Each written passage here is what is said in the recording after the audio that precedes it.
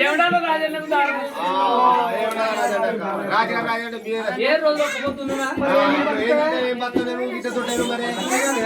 ఏ రోజు ఒప్పుకుంటుంది ఆయన పరిస్థితి మా ఆయన పరిస్థితి మా ఆయన కొరగాడికి ఏంటంటే ఆడ దగ్గర మన్యం పోయినట్టుగా అటే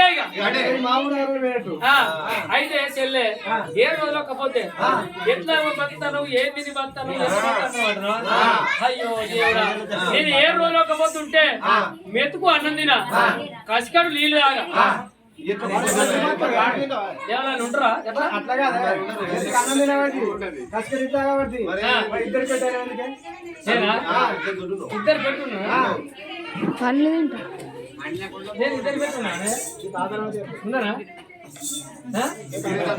అరే బాబు నేను ఇద్దరు పెట్టున్నా